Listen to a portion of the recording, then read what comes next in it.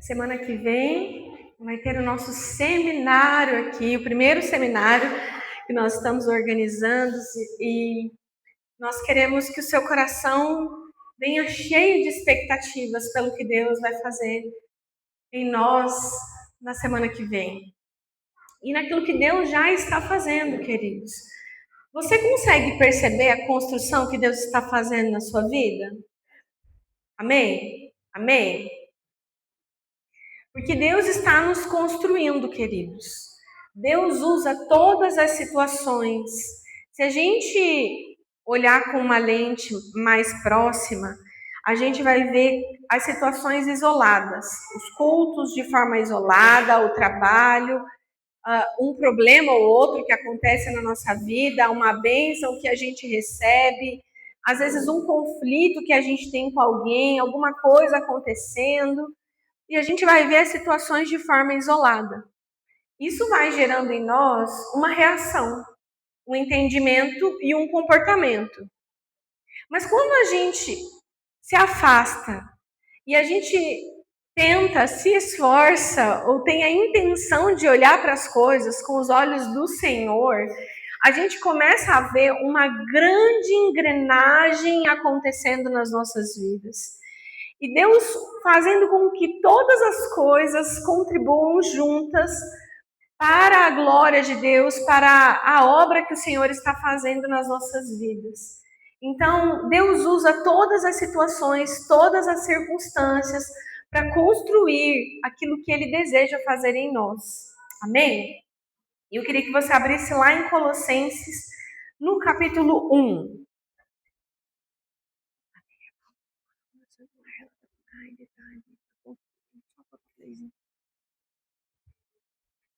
Glória a Deus. Colossenses no capítulo 1. Nós vamos ler até o verso 14. Amém?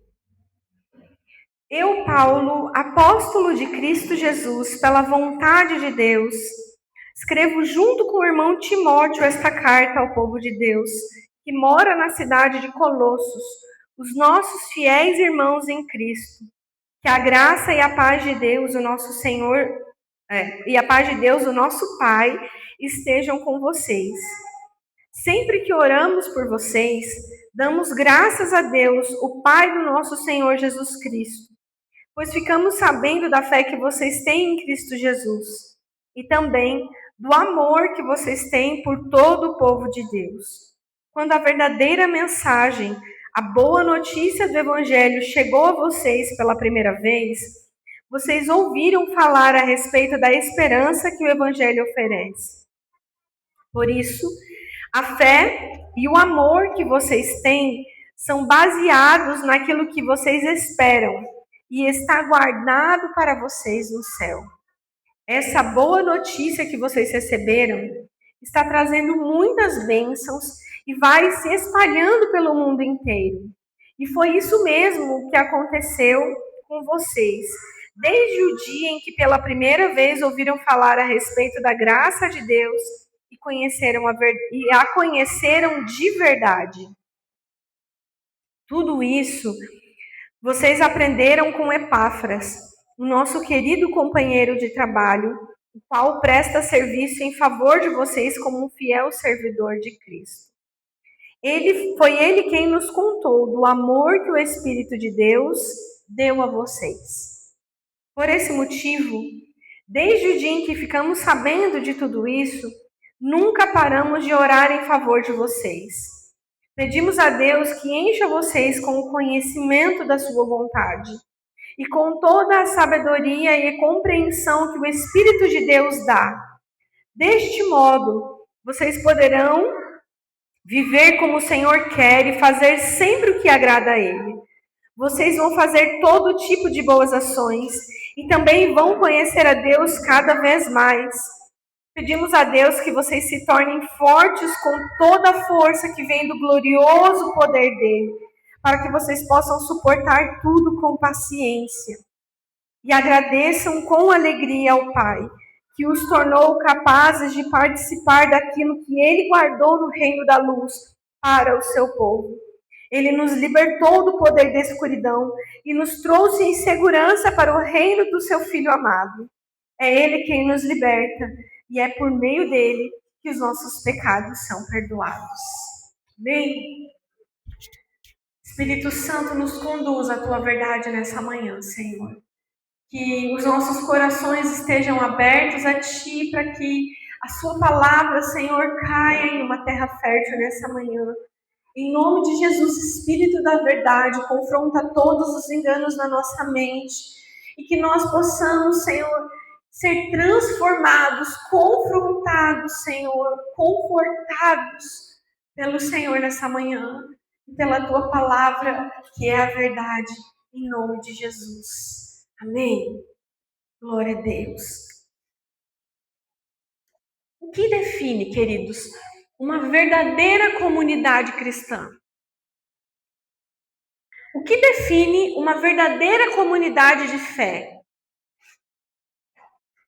Aqui Paulo vai apresentar 2 alicerces para que a igreja de Colosso estivesse firmada, e que ela estava firmada, e que nós estejamos firmados também nesses mesmos 2 alicerces, que é a fé em Cristo, o amor pelos santos, e um terceiro fundamento é a esperança eterna. Então, Paulo elogia aquela igreja pela fé que eles tinham em Jesus, uma fé firme, uma fé densa, uma fé viva, uma fé estruturada, não uma fé que vai levada por ventos e problemas e adversidades, e uma hora está aqui, outra hora está lá, e uma fé que depende de circunstâncias e de pessoas e de uma motivação, mas uma fé firme. E ele diz que essa fé caminha junto com o amor que eles têm por todo o povo de Deus. Esse amor é visível. É uma fé que resulta em uma atitude. E tudo isso é movido, é alimentado pela esperança eterna. O que é a esperança eterna, queridos? Não é só saber e acreditar que Jesus vai voltar, mas é viver de acordo com essa realidade. Entende? A Dani e o Matheus estão esperando a Giovana. A Dani está quase ganhando a Giovana. E eles estão há 9 meses, quase, esperando a Giovana vir. E vocês fizeram o quê, queridos? Com a vida de vocês, nesses 9 meses? Vocês só sentaram e esperaram a Giovana vir? Não. Se organizaram financeiramente, começaram a mudar os pensamentos de vocês, começaram a estudar, a se preparar, a conversar com outras pessoas, já viram maternidade, já viram pediatra, já viram isso, aquilo, outro, começaram a arrumar o quartinho. Por quê? Porque vocês estão esperando a Giovana chegar. A chegada da Giovana, ou a esperança da chegada da Giovana mudou a vida de vocês. E ela nem chegou ainda. E quando ela chegar, vocês vão descobrir um mundo novo a partir da vinda dela. A mesma coisa, queridos, tem que acontecer conosco numa proporção muito maior acerca da esperança da vinda de Jesus. Nós não podemos só sentar no nosso sofá ou aqui na cadeira nos domingos e falar: Jesus está voltando. E voltar para as nossas casas e viver a nossa vida normalmente. Essa esperança da vinda de Jesus precisa mudar a nossa vida. Precisa mudar o nosso entendimento, precisa despertar em nós o desejo de conhecer a Deus, de aprender mais do Senhor, de estar preparado para a chegada dele, não apenas, querido, porque você não quer ir para o inferno. O que motiva o Matheus e a Dani a se prepararem não é porque eles não querem só não ser maus pais, é porque eles querem ser os melhores pais para Giovana, eu tenho certeza. Foi assim com o seu filho, com o meu filho. E vai ser para aqueles que ainda não têm. Então, queridos, o que nos motiva dentro dessa esperança é uma consciência de eternidade que nos leva a sermos os melhores filhos, os melhores, a melhor noiva que Jesus vai encontrar, preparada, santa, conhecedora de Deus, desejosa pela sua presença. Você está entendendo, amado? E às vezes nós entendemos isso, mas isso não nos afeta de forma direta a nossa vida. Você ouve isso, mas isso não provoca nada em você. E se isso não provoca nada em você, que nessa manhã você possa orar ao Senhor e você possa dizer para Ele: Senhor, me traz consciência da tua chegada, da tua vinda, consciência da eternidade, consciência do teu propósito, desperta o meu coração, que eu não seja como aquelas 5 virgens que estavam despreparadas para a tua vinda. Que se tem óleo tá bom, se não tem tá bom, depois a gente vai ver o que acontece. Mas que eu esteja pronto, que eu esteja atento, que eu esteja preparado, que eu esteja desejoso da tua vinda. Neste tempo presente, a vinda de Jesus, queridos, a volta do Senhor, não é só apenas sobre um tempo futuro, é sobre o tempo presente também. É sobre o que Deus está fazendo hoje, para nos preparar para a volta de Jesus. Amém? Amém, queridos? Então, no versículo 4, Paulo diz assim: pois ficamos sabendo da fé que vocês têm em Cristo Jesus e também do amor que vocês têm por todo o povo de Deus. E aqui ele aponta que os colossenses são uma comunidade que crê e que ama. E o que é fé, queridos? Ele elogia a fé e o amor desses irmãos. O que é a fé? Não é só a expectativa de boas coisas, não é você ter fé e crer que Jesus vai fazer tal coisa, não é ainda uma lei da atração. Eu repito isso, então eu atraio. Então, eu não vou falar isso aqui, eu não vou dizer que eu estou doente, eu não vou dizer que eu tenho ansiedade, eu não vou dizer que eu tenho depressão, eu não vou dizer que eu estou passando por um problema financeiro, porque se eu disser, isso aqui vai tomar posse de mim, vai ter uma legalidade na minha vida, e eu não tenho fé nisso. Está errado, queridos.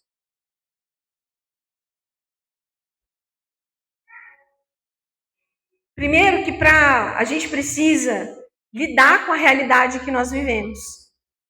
E se você está doente, se você tem um problema financeiro, se você tem alguma situação, alguma circunstância, para que você possa mudar aquela situação, para que você possa entender e ter a sua mente renovada diante daquela situação, você precisa compreender que aquela situação é uma realidade, mas não é uma realidade permanente, é uma realidade temporária.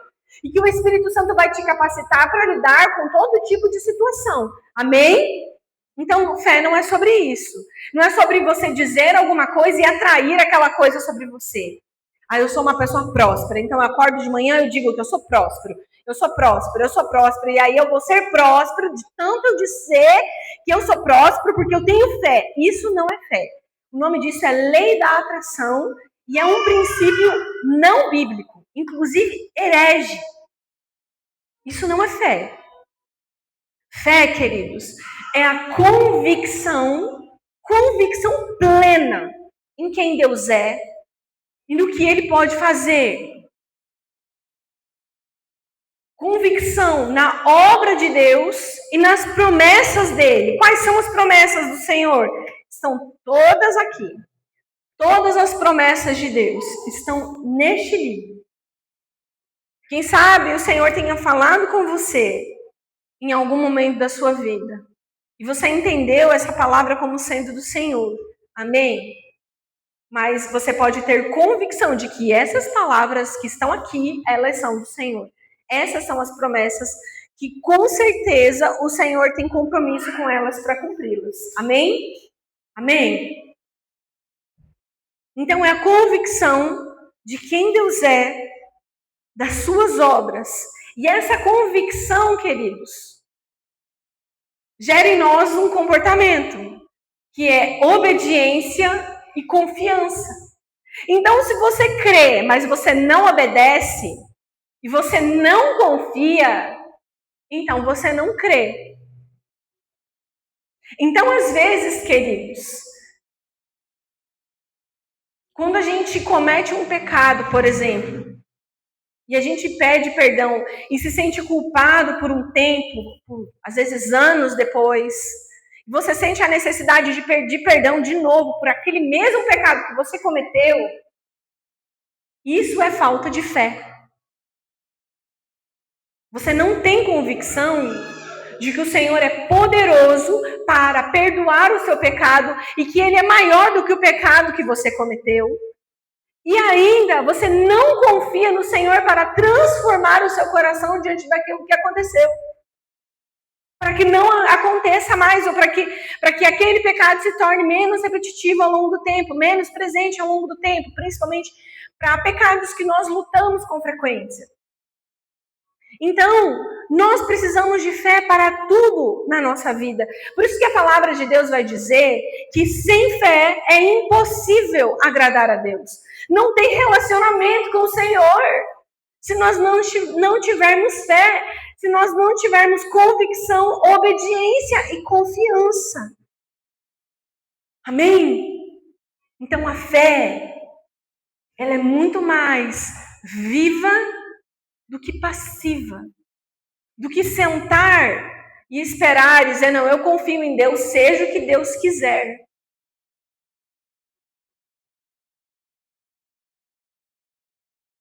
Seja o que Deus quiser, às vezes aponta para uma passividade do nosso coração. E Paulo mostra que essa igreja de Colossenses, queridos, era uma igreja que se movia, que tinha fé e atitude, que caminhava, que se movimentava diante da vontade do Senhor. E Paulo ora por eles justamente para que eles possam conhecer a vontade de Deus. E o que é o amor, queridos? É o resultado da vida de Deus em nós. O amor que Paulo está falando aqui não é o amor que nós sentimos pelas pessoas que nós gostamos. Não é o amor que nós temos, às vezes, dentro do nosso casamento, pelos nossos filhos, ou pelas pessoas da nossa família, ou por alguém que nós admiramos. Paulo está falando de um amor que é gerado por Deus em nós. É o resultado da presença de Deus em você. E, obviamente, se você tiver o amor de Deus, a presença de Deus em você, você vai amar as pessoas não com o seu amor, mas você vai entregar para elas o amor melhor. Um amor melhor que vem do alto e que nos capacita, queridos, a fazer coisas que nós nem imaginamos por meio deste amor. A perdoar quantas vezes forem necessárias, a insistir, a orar, a caminhar junto, a entregar, a se sacrificar. Porque esse é o amor com o qual nós somos amados. E que o Senhor nos convida a amar os nossos irmãos. E não apenas Ele nos convida, mas Ele gera esse amor nos nossos corações. Então ele diz aqui que essa comunidade é uma comunidade que crê e ama na vertical e na horizontal, apontando para a cruz de Cristo, apontando para a revelação da obra do Senhor, que se relaciona com Deus, mas com os seus irmãos também. E como nós obtemos mais fé e mais amor? Como nós podemos amadurecer a fé que nós temos e aprofundar o amor que nós temos? Porque uma fé, queridos, que não ama, ela é incompleta. E o amor sem fé, queridos, é vazio. São só ações, não produzem frutos eternos. E ele diz aqui no versículo 5, quando vocês ouviram a falar a respeito da esperança que o Evangelho oferece, a resposta para que nós possamos aprofundar a nossa fé e o amor que nós temos, queridos, é o Evangelho do Senhor Jesus, é por meio do Evangelho. E o Evangelho é a boa nova da obra do Pai, do Filho e do Espírito Santo na humanidade, pela vontade de Deus. O Evangelho, queridos, ele traz uma base firme, uma boa base, para que a fé e o amor possam frutificar. É no Evangelho, é dentro da mensagem do Evangelho que a nossa fé se torna mais firme, mais profunda, mais densa, mas ao mesmo tempo mais viva, mais vibrante. Uma fé que é visível por meio do amor pelos irmãos, pela igreja, pelo Senhor. À medida, queridos, que nós portamos do Evangelho, aumenta de acordo com a nossa compreensão. À medida que nós vamos entendendo o Evangelho, à medida que você vai vivendo o Evangelho, à medida que o Espírito Santo vai te revelando a boa nova do Senhor, que você vai entendendo as coisas, que o seu entendimento vai ampliando, vai se aprofundando, a gente vai produzindo frutos da nossa fé, frutos no amor e tantos outros frutos que nós podemos produzir à medida em que a porção que nós portamos do Evangelho aumenta. E você precisa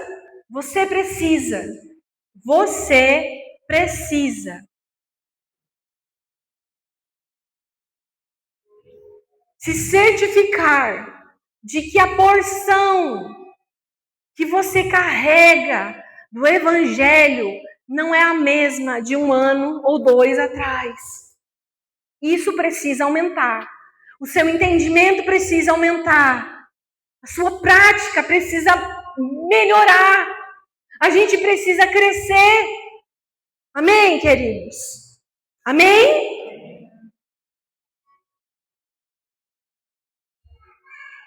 No verso 8, ele diz assim, que foi o Epáfras quem contou do amor que o Espírito de Deus deu a vocês. Então, quem é que gera esse amor nos nossos corações? Quem? O Espírito. E às vezes a gente está brigando com a gente mesmo, queridos. Porque a gente sabe o que a gente precisa fazer. Mas às vezes a gente não tem vontade, às vezes o nosso coração é endurecido. Às vezes nós precisamos ainda ser convencidos pelo Senhor. Mas aqui ele está dizendo que esse amor que nós ofertamos para os irmãos e que nós ofertamos a Cristo, é o Espírito Santo quem produz em nós. E tem coisas, queridos, principalmente na nossa fé, que é o Espírito Santo que produz. É Ele que gera em nós. E é Ele que abre a nossa mente para que nós possamos compreender. Então a gente está querendo lidar com as coisas de Deus de forma natural. Quer lidar com as coisas de Deus com comportamento natural, fazendo as mesmas coisas, caminhando com as mesmas pessoas, do mesmo jeito, com a mesma intensidade. E nós precisamos crescer nisso, queridos. Precisamos mudar as nossas vidas. Precisamos buscar ao Senhor e crescer em intimidade com Ele, na busca pelo Espírito Santo de Deus, para que de alguma maneira nós possamos ser transformados pelo Espírito de Deus. Queridos, não há ninguém aqui nessa igreja que não precise do Senhor. Eu preciso do Senhor como o ar que eu respiro. Se me tirar o ar, queridos, eu morro.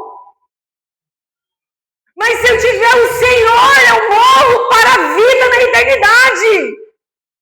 Mas se eu viver nessa terra sem o Espírito de Deus, eu estou morta eternamente. Eu vivo uma vida vazia. Então, o que nós precisamos de fato nas nossas vidas, senão do Espírito de Deus, de buscar ao Senhor e de conhecê-lo profundamente durante toda a nossa existência. Isso significa, queridos, lidar com os nossos problemas, lidar com as nossas fraquezas, lidar com os nossos pecados.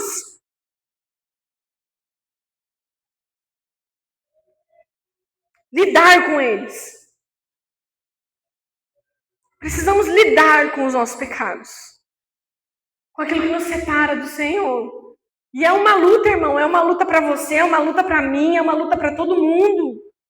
É uma luta. Não está fácil para ninguém.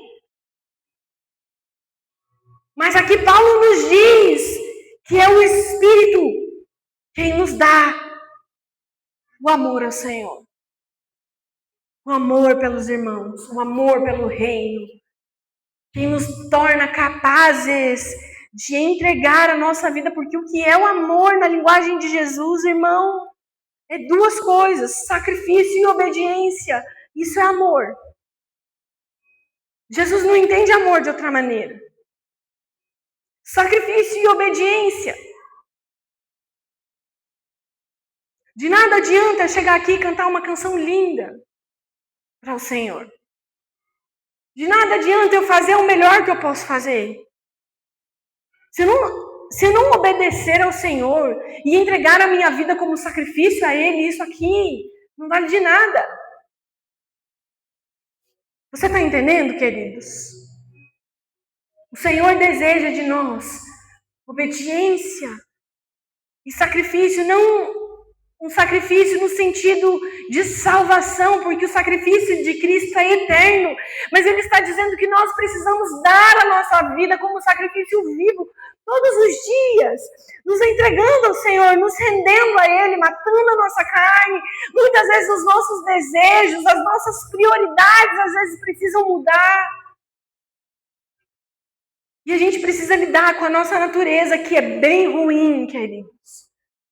Porque o Espírito Santo tem o melhor para nós. Glória a Deus, porque o Senhor olha para nós e Ele não nos considera como de fato nós somos, mas pela pessoa transformada que nós seremos em Cristo Jesus. Aleluia!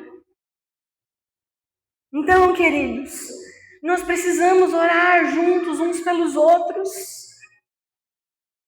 Tem coisas que só o Espírito Santo pode fazer por nós. E quando nós falamos de igreja, nós não estamos falando de indivíduos. Estamos falando de comunidade. E se a gente tem problema em andar junto, em dividir vida, em compartilhar a vida, a gente vai ter que aprender. E eu espero mesmo que a gente aprenda como comunidade, queridos, a partilhar a vida em Cristo Jesus. Porque ninguém pode parar uma igreja que partilha a vida em Cristo Jesus, que tem comunhão com Deus e uns com os outros. Se você pegar as cartas de Paulo e as demais cartas aqui do Novo Testamento, você vai ver. Se você ler Atos, você vai ver o quanto as igrejas eram perseguidas. Todos os apóstolos de Jesus morreram de forma trágica. Decapitados por espada, crucificados, apedrejados, de formas terríveis, com exceção de João, que ficou para escrever a revelação do Apocalipse. Morreu de velhinho, preso na ilha de Pátimos.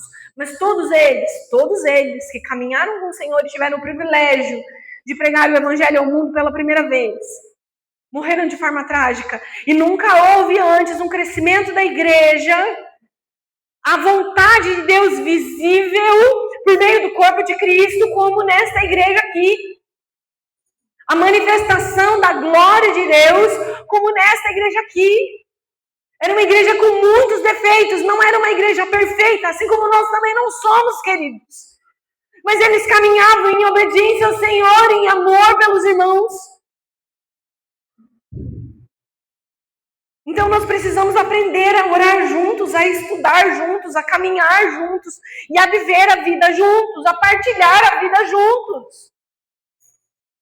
E você pode ver que uma das primeiras coisas, quando nós não estamos bem espiritualmente, quando estamos desanimados, desmotivados, o que é que nós fazemos, querido? O que é que nós fazemos? Uma das primeiras coisas que acontece. Eu me afasto. Eu me afasto. Querido, um dia que você estiver desmotivado espiritualmente e você se aproximar, você está crescendo em maturidade, mesmo em meio ao desânimo espiritual. Porque nós vamos passar por isso, todos vamos. A forma como a gente reage às situações vai apontar para a maturidade que nós temos.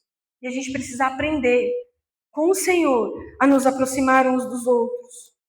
Amém? E aí no verso 9, ele começa uma oração maravilhosa. Que você pode aprender a orar na sua casa. Orar a palavra. Como é que ora a palavra? Então, assim, ele diz aqui no verso 9, por exemplo. Por esse motivo, desde o dia em que ficamos sabendo de tudo isso, pedimos para que Deus encha vocês com o conhecimento da sua vontade, com toda a sabedoria e compreensão que o Espírito de Deus pode dar. Então, você pega a sua Bíblia, abre em Colossenses 1, e você ora assim: Senhor, em nome de Jesus, eu peço que o Senhor... com o olhinho aberto, não tem problema, tá, querido? Você não é menos espiritual se orar de olho aberto. Você pode ler: que o Senhor me encha com o conhecimento da sua vontade e com toda a sabedoria e compreensão que o Espírito de Deus pode me dar. Isso, você está orando a vontade de Deus. Qual a probabilidade do Senhor negar essa oração, queridos? 0. Amém? Então, isso é orar a palavra. Você pode fazer isso por você, pelo seu marido, pela sua esposa, pelos seus filhos. Você pode orar pela igreja, pelos santos em todo o mundo dessa maneira. Amém? Então, ele diz o seguinte: que o Espírito Santo encha vocês com o conhecimento da sua vontade. E o que significa esse encher? Esse encher, ele aponta para uma plenitude, para uma completude, para um aperfeiçoamento. Inclusive, você vai ver na palavra de Deus várias vezes Paulo falando assim: que o Senhor torne vocês perfeitos. Puxa, aí também é uma coisa bem difícil, né? Ficar perfeito. Ninguém é perfeito. Mas o que Paulo está falando aqui? Ele está falando sobre ser completo. Perfeito significa cheio, completo, pleno. Então ele está dizendo aqui que tudo dentro de você seja cheio do conhecimento da vontade de Deus. E o que significa? Que essa vontade de Deus, esse conhecimento da vontade de Deus, é a capacidade de discernir e escolher o melhor em tudo. Sabe que tem coisas que às vezes a gente não sabe lidar na nossa vida e a gente vai e pergunta para alguém que tem mais experiência, certo? Mas quando você já sabe aquela situação, você para, você analisa e você decide, com base no conhecimento que você tem, certo? Ok? É assim no nosso trabalho, com receitas na cozinha, em tudo na nossa vida. Se a gente conhece, a gente analisa e decide. Se a gente não conhece, então a gente precisa de uma segunda pessoa para nos conduzir. E ele está dizendo aqui que ele está orando para que nós sejamos tão plenos do conhecimento da vontade de Deus, que nós tenhamos autonomia para agir de acordo com a vontade de Deus. para que nós tenhamos consciência da vontade de Deus sobre a nossa vida, queridos. Para que nós possamos crescer. Nós vamos conhecer toda a vontade de Deus?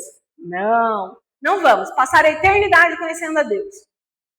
Mas naquilo que você tem, que você possa crescer. Amém? E aí ele diz aqui sobre a sabedoria também. No conhecimento de Deus e com toda a sabedoria e compreensão que o Senhor dá. Ou entendimento. O que é essa sabedoria? É o conhecimento na prática. É a prática do conhecimento. Esse conhecimento que você recebeu foi cheio do Senhor. E agora o Senhor traz esse conhecimento de forma prática. O nome disso é sabedoria. A gente vai ver os velhinhos, por exemplo, que às vezes não estudaram nem o primário, mas são cheios de sabedoria. Porque tem a prática, a vivência. E é isso que o Senhor espera de nós, mas não uma sabedoria humana, não uma vivência humana, algo que o Senhor produz em nós, a sabedoria. A iluminação do Senhor sobre a nossa mente, sobre o nosso coração, sobre o discernimento, queridos. Nós temos discernimento para sondar o nosso coração e entender o que é do Senhor e o que não é. Qual a vontade, qual o tempo, qual o propósito. Amém? Amém? E qual a vontade de Deus para você?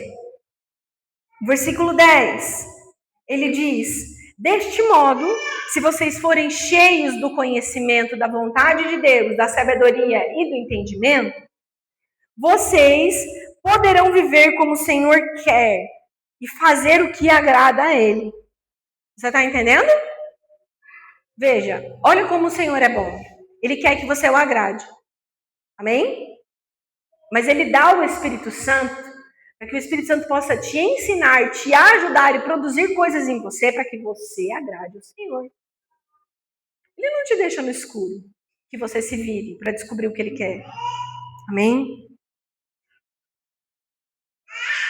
Vocês poderão fazer o que o Senhor quer e sempre o que agrada a Ele e todo tipo de boas ações e também vão conhecer mais a Deus. Então, de novo, Ele traz a cruz para essa conversa. Vocês vão conhecer a Deus e amar uns aos outros. Essa é a vontade do Senhor para você. Qual a vontade de Deus para mim, Luana? Conhecer a Deus e amar uns aos outros. Em tudo. Não importa se você vai fazer a faculdade disso ou daquilo, se você vai pegar esse trabalho ou outro, se você vai trabalhar no Ministério X ou ir para o salão da igreja, vai casar com fulano, cicrano, vai ter 2, 3 filhos, 4 filhos. Não importa. Conhecer a Deus e amar uns aos outros. Essa é a vontade do Senhor em qualquer um desses panoramas. Amém? Amém?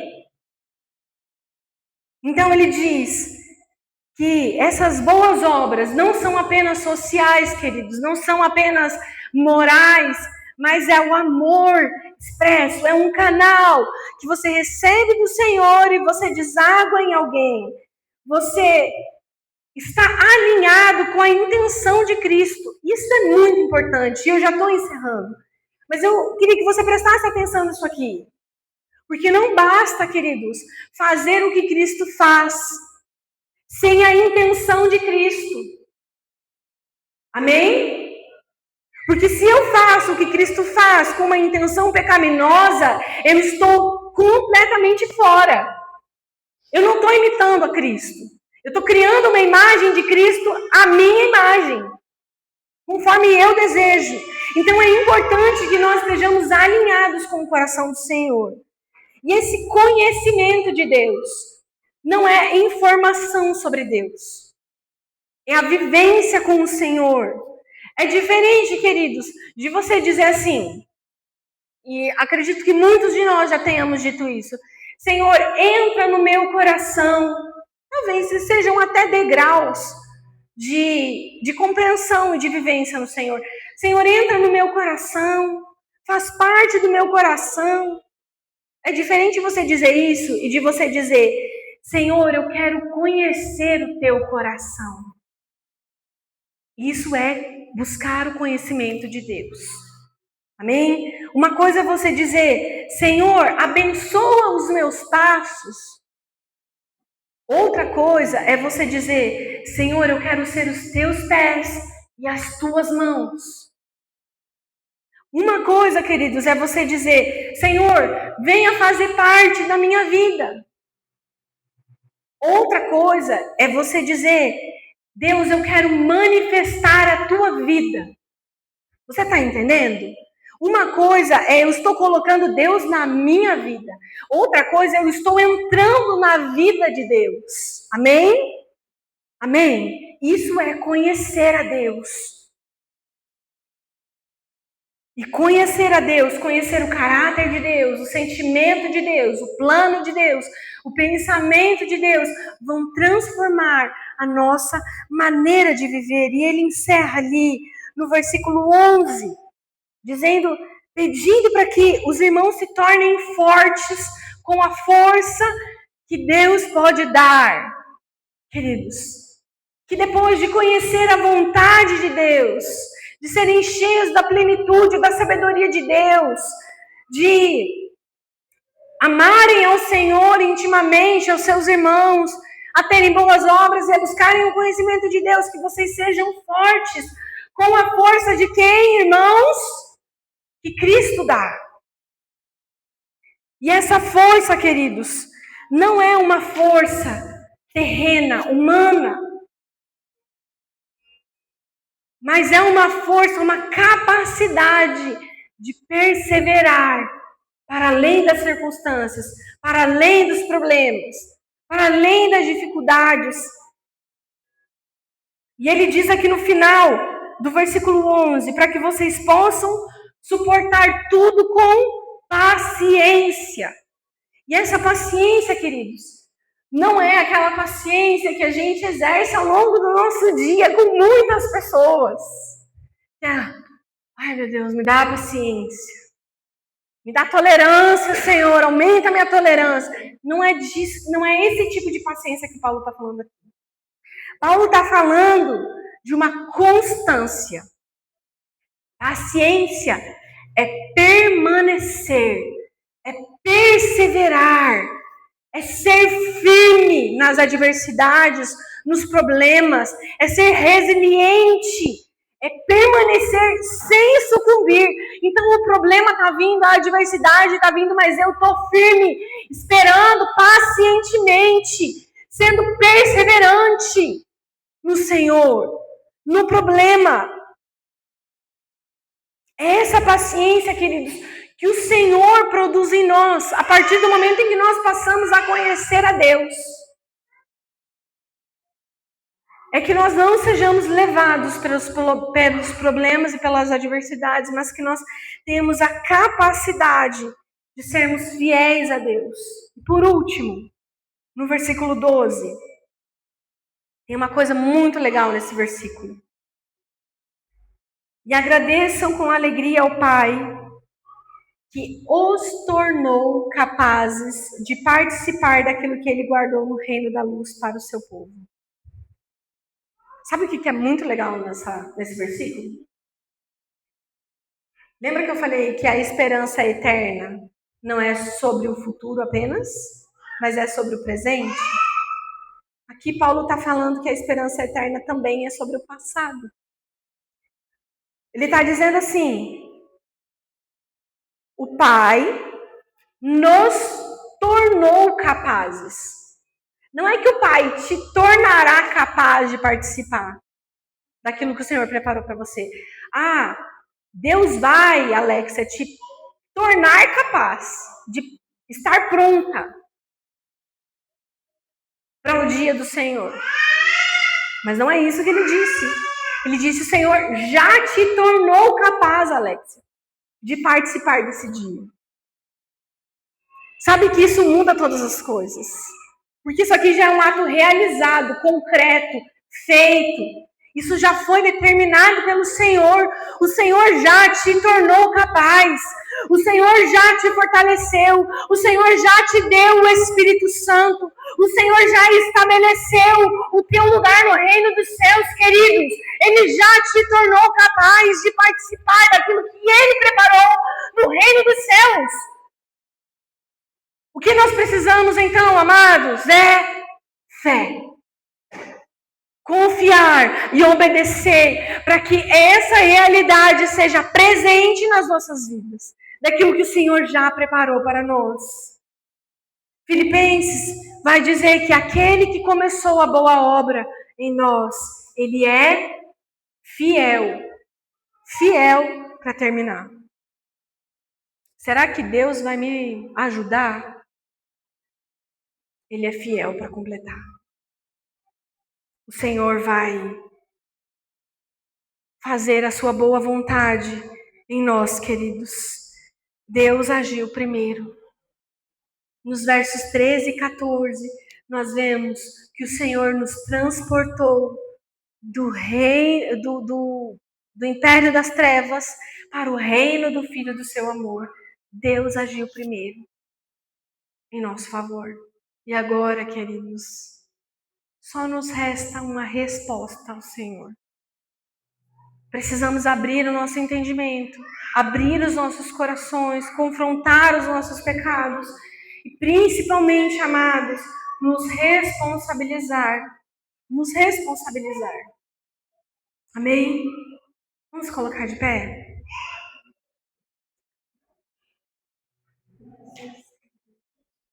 Nós queremos ser uma igreja saudável, amados. Uma igreja que vive a plenitude da vontade de Deus. E as igrejas adoecem, elas deixam de ser saudáveis, queridos. Não é por falta de atividade. Que isso ainda tem em nossa igreja. Nós não temos atividade como deveria para todos os grupos de pessoas.